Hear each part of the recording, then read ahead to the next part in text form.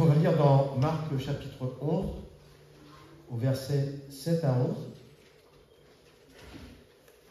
Et après, on lira la suite. Je vais enlever les deux versets que j'avais mis, mais bon, c'est pas grave, vous allez le retrouver, c'est à la suite. Ils amenèrent à Jésus l'annonce sur lequel ils jetèrent leurs vêtements, et Jésus s'assit dessus. Beaucoup de gens étendirent leurs vêtements sur le chemin, et d'autres des branches qu'ils coupèrent dans les champs. Ceux qui précédaient et ceux qui suivaient Jésus criaient « Hosanna ! Béni soit celui qui vient au nom du Seigneur, béni soit le règne qui vient, le règne de David, notre Père, Hosanna dans les lieux très hauts. » Et le deuxième passage qui nous dit « Et ils conduisirent Jésus au lieu nommé Golgotha, ce qui signifie le Dieu du crâne. Ils lui donnèrent à boire du vin mêlé de myrrhe, mais il ne le prit pas. Ils le crucifièrent et se partagèrent ses vêtements en tirant au sort pour savoir ce que chacun aurait. C'était la 3e heure. Quand ils le crucifièrent, l'inscription indiquant le sujet de sa condamnation portait ces mots « Le roi des Juifs ». Ils crucifièrent avec lui 2 brigands, l'un à sa droite et l'autre à sa gauche. Ainsi fut accompli ce qu'il dit l'Écriture. Il a été mis au nombre des malfaiteurs. Les passants l'injuriaient et secouaient la tête en disant « Et toi qui détruis le temple et qui le rebâtis en 3 jours, sauve-toi toi-même en descendant de la croix. » Les principaux sacrificateurs aussi, avec les scribes, se moquaient entre eux et disaient « Il a sauvé les autres et il ne peut se sauver lui-même. » Que le Christ, le roi d'Israël, descende maintenant de la croix afin que nous voyions et que nous croyions. Ceux qui étaient crucifiés avec lui l'insultaient aussi. La 6e heure étant venue, il y eut des ténèbres sur toute la terre jusqu'à la 9e heure. Et à la 9e heure, Jésus s'écria d'une voix forte « Éloi, Éloi, lama sabachthani » ce qui signifie « Mon Dieu, pourquoi m'as-tu abandonné ?» Quelques-uns de ceux qui étaient là, l'ayant entendu dire « Voici, il l'appelle Élie. » Et l'un d'eux courut remplir une éponge de vinaigre et l'ayant fixé à un roseau, il lui donna à boire en disant « Laissez, voyons si Élie viendra le descendre. » Mais Jésus, ayant poussé un grand cri, expira. Le voile du temple se déchira en deux, depuis le haut jusqu'en bas. Le centenier qui était en face de Jésus, voyant qu'il avait expiré de la sorte, dit assurément « Cet homme était le Fils de Dieu. » Alors, j'ai mis ces deux passages parce que, en fait, c'est assez interpellant. On voit des personnes, on voit une foule qui, au moment où Jésus rentre dans Jérusalem, l'adule, mettent des vêtements par terre, mettent des palmes pour aplanir le chemin et pour, quelque part, lui rendre gloire. Et le deuxième passage nous parle d'une crucifixion d'un homme, cet homme qui était sur l'âne, qui était adulé, on le voit, qui est insulté, injurié, et qui se fait taper dessus, et on passe son temps à l'humilier. Il meurt entre 2 brigands. Là, il était reçu comme un roi au départ, et il repart comme un brigand. Il meurt comme un brigand.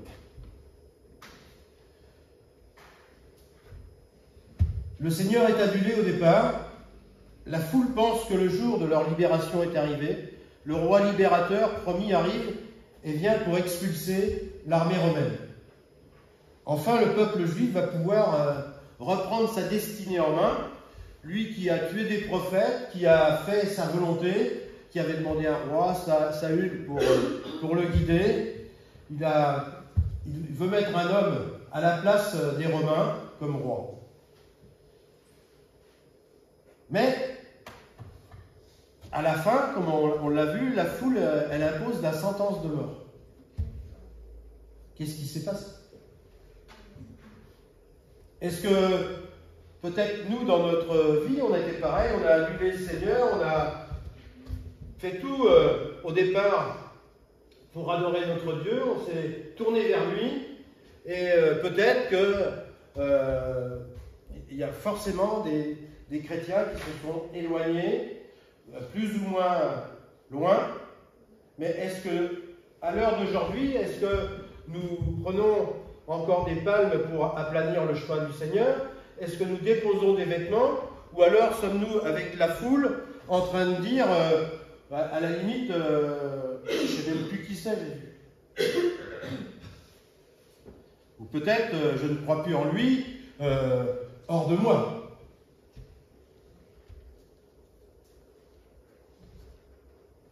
Donc, beaucoup d'hommes sur cette terre confondent le message de l'Évangile avec leur propre, également, interprétation. Leur propre intérêt, et ce qui débouche sur des actes et des pensées surprenantes. À l'image des branchages dont j'ai parlé, les vêtements, pour aplanir la route et rendre un hommage au roi Jésus, un hommage de roi à Jésus, pardon. Mais il est dit dans l'Évangile que Jean-Baptiste, seul, lui, avait la vision pour préparer le chemin. Alors, de quelle manière il faut préparer le chemin? Eh bien, Matthieu, au chapitre 3, du verset 1 à 3, nous le dit. En ce temps-là, parut Jean-Baptiste, prêchant dans le désert de Judée. Il disait, « Repentez-vous, car le royaume des cieux est proche. » Jean est celui qui avait été annoncé par Ésaïe le prophète lorsqu'il dit, « C'est ici la voix de celui qui crie dans le désert, préparez le chemin du Seigneur, aplanissez les sentiers. » Il avait été annoncé 750 ans quand même avant Jésus-Christ. Jean-Baptiste prépare et aplanit le terrain en préparant les hommes à recevoir Jésus, en les incitant à se repentir et à se préparer au royaume de Dieu. Il est venu pour préparer un peuple bien disposé, en Luc 1,17.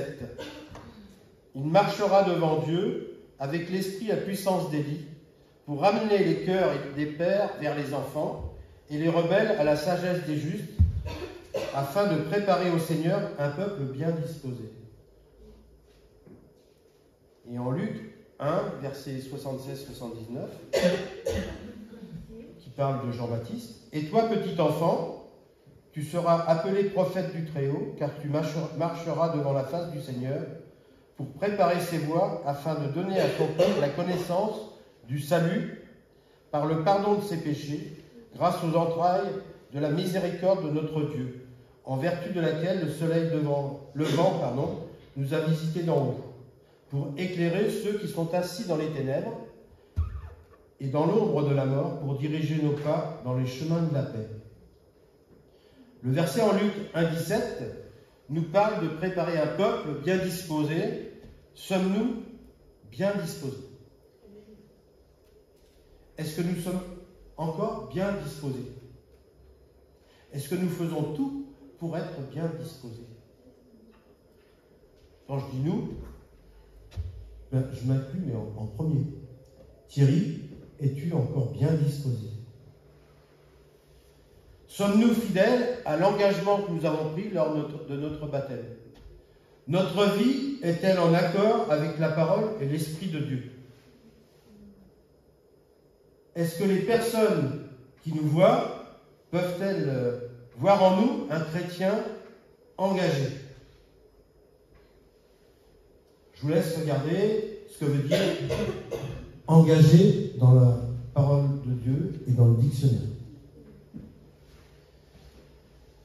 Il y a un contraste entre les personnes du début et les personnes de la fin. Il y a un contraste entre les personnes qui ne sont pas converties et les personnes qui ont accepté Jésus dans leur cœur.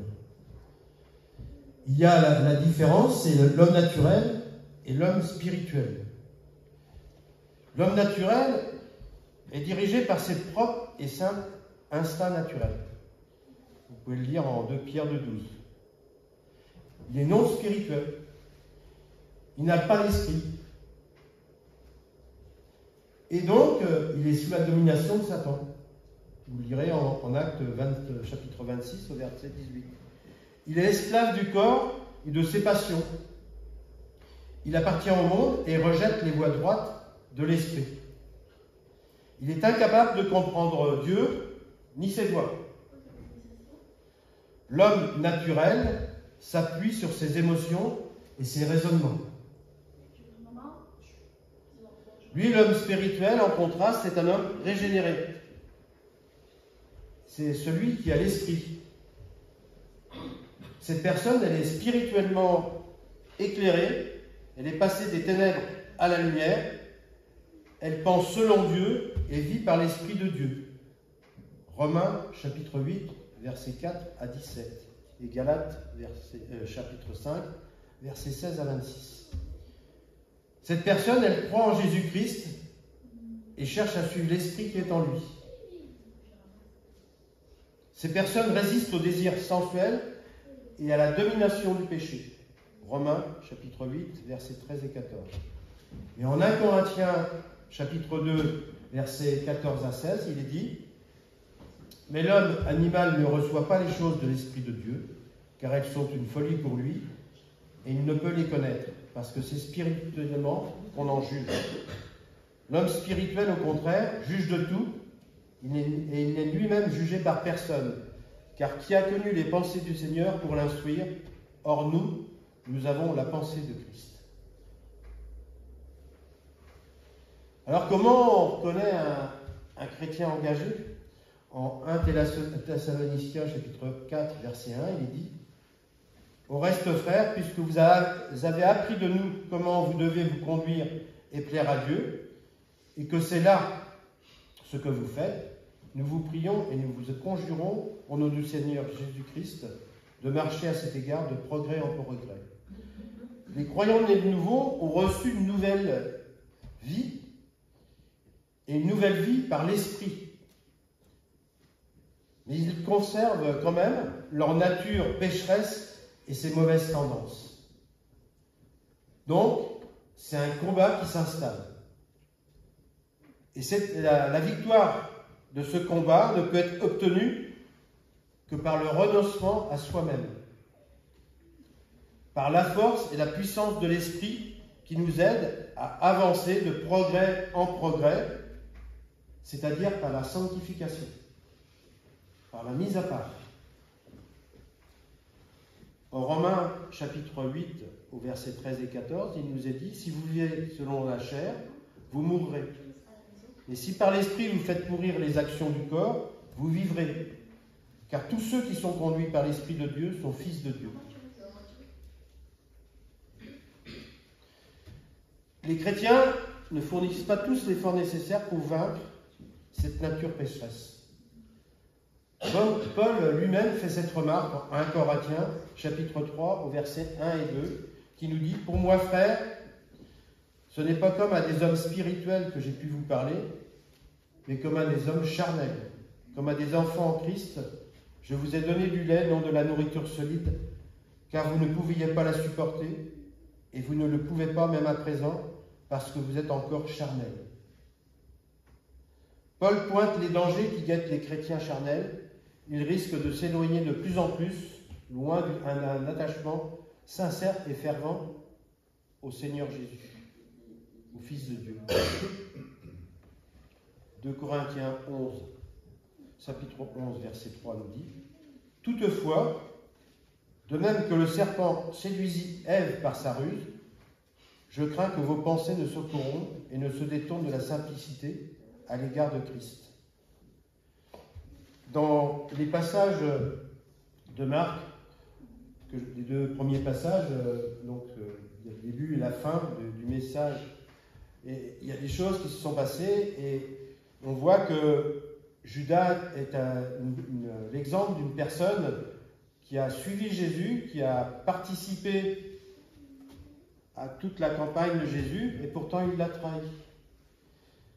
Judas, l'un des 12 apôtres, s'est projeté sur un avenir qui aura dû lui donner une certaine responsabilité, parce que lui, il pensait que Jésus, comme le peuple juif, serait roi, et aurait donc une position, et que lui, ayant travaillé avec Jésus, ayant participé et ayant aidé Jésus, il aurait un gros poste.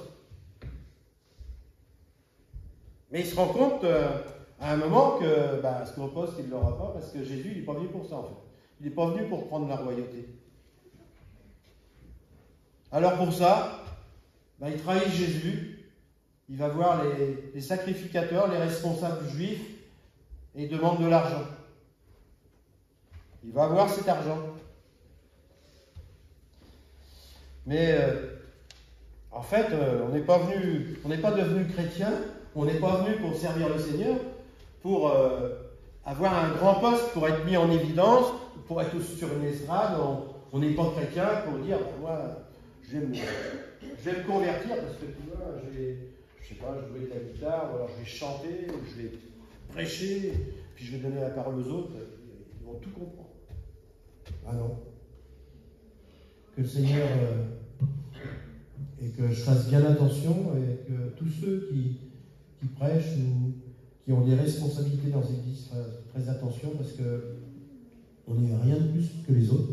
C'est juste le Seigneur qui nous qualifie pour une tâche.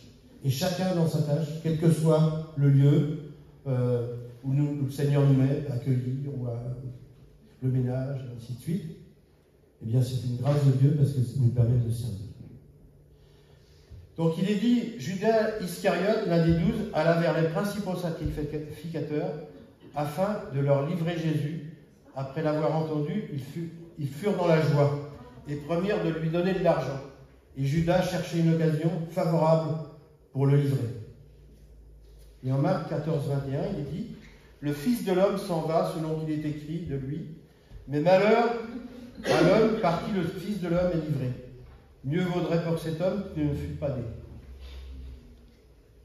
Et troisième passage, 14, 43, 46, et aussitôt, comme il parlait encore, arriva Judas, l'un des 12, et avec lui une foule armée d'épées et de bâtons, envoyés par les principaux sacrificateurs, par les scribes et les anciens.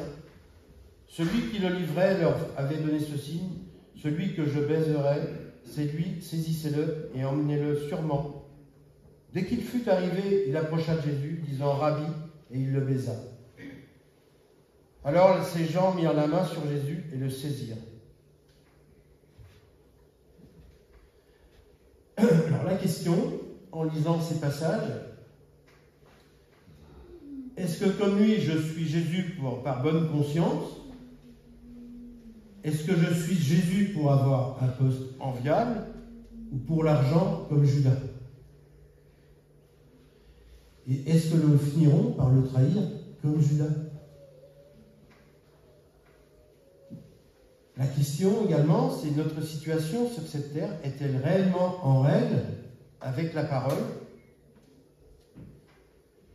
Est-ce que nous ne sommes pas éloignés qu'à la fin, on finira comme Judas avec la foule qui a crucifié le Fils de Dieu, Jésus-Christ? Il y a eu Judas, mais il y a eu des personnes aussi qui ont, par anticipation, donné le meilleur. Je parlais de Marie de Béthanie. Marc 14, verset 3. Comme Jésus était à Béthanie, dans la maison de Simon le lépreux, une femme entra pendant qu'il se trouvait à table. Elle tenait un vase d'albâtre qui renfermait un parfum de nard pur de grand prix, et ayant rompu le vase, elle répandit le parfum sur la tête de Jésus. Elle n'a pas attendu que Jésus soit sur la croix ou soit agressé par toute cette foule pour venir lui apporter le meilleur. Il y a eu anticipation, c'est-à-dire que nous-mêmes, on ne doit pas attendre que le Seigneur nous demande, on ne doit pas attendre que l'Église soit dans la persécution, on ne doit pas attendre que l'Église ait besoin, on doit aller vers Jésus-Christ pour lui apporter le meilleur. Et il a besoin de nous.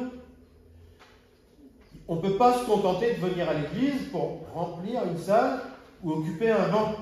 On a une vie de chrétien à vivre. Marie de Béthanie a offert le meilleur et elle a fait l'effort de venir jusqu'à Jésus, montrant ainsi sa détermination. Elle a agi en cassant le vase d'albâtre et elle a répandu un parfum de grand prix pour témoigner de son amour. Pour lui, elle a témoigné par anticipation d'un amour inconditionnel. Est-ce que nous sommes réellement venus jusqu'à Jésus? Avons-nous agi, agissons-nous pour lui apporter le meilleur? Pouvons-nous, comme Marie de Béthanie, lui témoigner un amour inconditionnel avant qu'il revienne? Qu'est-ce que nous offrons au Seigneur en témoignage de notre connaissance pour le salut éternel? La foule, elle a répondu par la sentence de mort. Lorsque la foule se rend compte que Jésus ne vient pas pour prendre la royauté sur la terre. En Marc chapitre 15, au verset 12 à 14, il est dit: Pilate, reprenant la parole, leur dit: Que voulez-vous donc que je fasse de celui que vous appelez le roi des Juifs? Ils crièrent de nouveau: Crucifie-le! Et Pilate leur dit: Quel mal a-t-il fait? Qu'ils crièrent encore plus fort: Crucifie-le! Et eux, ils crient: Crucifie-le! Et ils forcent un homme à porter la croix de Jésus, un passant qui revenait des champs, Simon de Cyrène, père d'Alexandre et de Rufus. Ce passage, moi, il me fait penser à certaines religions qui forcent les autres à faire quelque chose. Ou des hommes et des femmes qui, eux, crucifient les autres, mais ils forcent quelqu'un à porter la croix de Jésus. Jésus, il n'a pas demandé à ce qu'on porte sa propre croix. Lui, il l'a porté lui-même, il a donné sa vie sur la croix pour nous, par amour.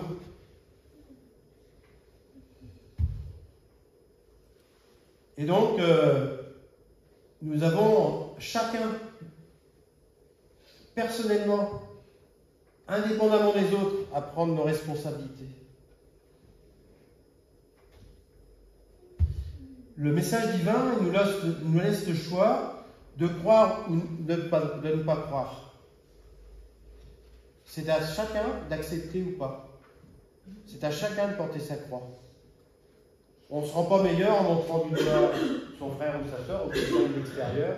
Ça ne va pas nous rendre meilleurs. Ce qui va nous rendre meilleurs, c'est de nous confier en Jésus-Christ et d'aller, comme on disait tout à l'heure, de progrès en progrès et par la sanctification. Chacun a son histoire, chacun fait ses choix en fonction des situations. Chacun, à un moment de sa vie, aura à se positionner vis-à-vis du Fils de Dieu. Et cela, ça va conditionner son avenir éternel. Dans ces épisodes de la Bible, nous voyons un bon nombre de personnes qui réagissent de manière complètement différente.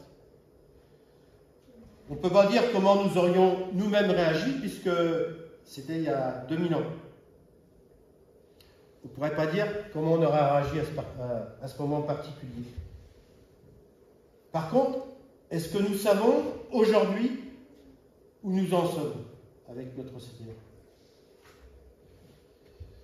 On peut assister dans les passages de Marc au chapitre versets 29-31 et 54, 66 à 72, au reniement de Pierre. Est-ce que, comme Pierre, dans certaines situations, nous sommes interpellés par notre foi en Jésus-Christ? Et comme nous sommes interpellés, on évite, on rejette toute appartenance au peuple de Dieu? Ou bien est-ce qu'on saisit l'opportunité de témoigner de ce que Jésus a fait pour nous? Est-ce qu'on va attendre le troisième chant du coq pour se rendre compte qu'on a renié Dieu? Est-ce qu'on va attendre le troisième chant du coq pour comprendre notre trahison? On assiste aussi à un passage où il y a une forme d'indifférence de Pierre, de Jacques et de Jean, en Marc chapitre 14, au verset 32 à 41. Pierre, Jacques et Jean, ils n'ont même pas prié une heure avec le Seigneur, c'est ce que le Seigneur leur reproche. Est-ce que nous sommes réellement concernés par l'œuvre du Seigneur? Est-ce que nous sommes capables de rechercher pendant un moment raisonnable la face de Dieu dans la journée? Je pose la question, mais je me la pose aussi. Est-ce que par moment, je ne pourrais pas apporter du temps au Seigneur et je passe à autre chose et je me fais plaisir? C'est ça ma question. Est-ce que le Seigneur ne nous en fera pas le reproche? Jésus voulait veiller et prier avec les 3 apôtres pour les armer spirituellement, pour les préparer pour l'avenir. Parce que Jésus allait partir, Jésus allait être crucifié, il allait ressusciter, il allait monter au ciel, il leur laissait en fait l'héritage de dispatcher la parole de Dieu dans le monde entier. C'était eux les prémices, c'était eux le tremplin pour les autres. Donc Jésus voulait les préparer spirituellement. Mais leur manque d'implication a pour conséquence, c'est que pendant l'épisode où on vient chercher Jésus, ils l'abandonnent, ils s'en vont. En Marc 14,50, les apôtres abandonnent leur maître comme Jésus l'avait annoncé au verset 27. Puis, c'est un autre apôtre qui s'en va. C'est Marc qui prend la fuite au verset 51 en laissant son vêtement à ceux qui sont venus arrêter Jésus. Il part en courant complètement nu. Peut-être que comme Marc, dans notre vie chrétienne, nous nous sommes enfuis et avons laissé le Seigneur. Peut-être nous avons la sensation d'être dénudés et d'avoir perdu notre habit de fête. Cela nous renvoie à Ève et à Adam qui avaient mangé le fruit défendu et ont provoqué le péché originel. Il a fallu qu'ils cherchent après un vêtement. Ils ont cousu des feuilles de figuier pour confectionner un vêtement pour cacher leur dénuement. Peut-être que comme Marc, dans notre vie chrétienne, nous nous sommes enfuis, avons laissé le Seigneur et avons cette même sensation d'être dénudés. L'abandon du Seigneur et le péché provoquent le dénuement. Seule la foi en son sacrifice sur la croix peut nous revêtir du salut. Mais gloire à Dieu, c'est un petit peu dur ce que je dis. Je m'imprègne de ce qui est marqué dans la parole, mais le Seigneur, lui, ce qu'il attend de nous, c'est qu'on lui tende la main, et le Seigneur nous la prendra pour nous aider et pour nous faire repartir sur ce chemin étroit et resserré, pour que nous puissions continuer avec lui le chemin, parce que le Seigneur, s'il est bon et juste pour nous pardonner, si on lui le demande, si on lui dit « Seigneur, je me suis éloigné dans ta bonté, je te demande pardon, je te donne ma main, je te fais confiance. Je te refais confiance. »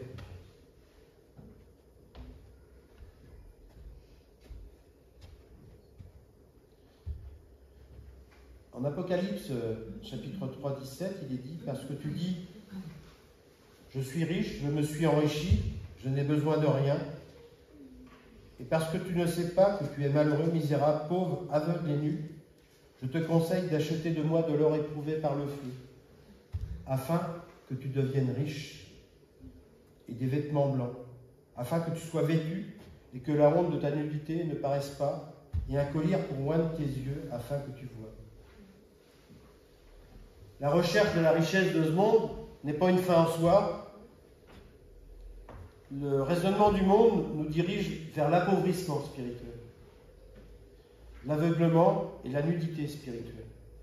La vraie richesse est celle qui nous revêt de la gloire et du salut de Dieu en recherchant la fidélité à Dieu. En Marc chapitre 15, versets 40 à 41, il est dit « Il y avait aussi des femmes qui regardaient de loin. Parmi elles étaient Marie de Magdala, Marie, mère de Jacques, le mineur, et de Jose, et Salomé qui le suivait, le servait lorsqu'il était en Galilée, et plusieurs autres qui étaient montés avec lui à Jérusalem. » Toutes ces personnes, elles ont travaillé avec Jésus, elles sont montées à Jérusalem, elles étaient encore là, elles le suivaient, et elles l'accompagnaient dans ses douleurs. Pourtant, dans la foule, plusieurs de ceux qui l'avaient suivi et servi depuis le début étaient là. Marie de Magdala, Marie mère de Jacques et de Salomé, Marie mère de Jacques le mineur. Et elles sont encore là, après la mort, et annonceront même sa résurrection à ses apôtres et à ses disciples. Elles ont fait preuve d'une grande fidélité envers Dieu. Est-ce que nous proposons cette même fidélité? Est-ce que nous suivons cette même fidélité? En conclusion, considérons les apôtres qui ont mal traversé le moment clé où Jésus a envoyé son Fils nous sauver. Prenons en compte qu'il n'avait pas le Nouveau Testament qui nous raconte toute la vie de Jésus et toutes ses souffrances. Et donc considérons que nous l'avons et que quelque part on est plus répréhensible qu'eux. Parce qu'on connaît la suite. Et donc on n'a pas d'excuse pour ne pas faire sa volonté. Comme Paul nous le dit dans la parole, ne restons pas au lait, mais nourrissons-nous d'une nourriture solide et éternelle. Et lorsque le Seigneur nous invite à passer du temps avec lui, acceptons et faisons-le. Apportons-lui le meilleur que Marie de Béthanie et inquiétons-nous de ses affaires comme Marie de Magdala, Marie mère de Jacques et de Salomé, et démontrons une fidélité sans faille jusqu'à son retour.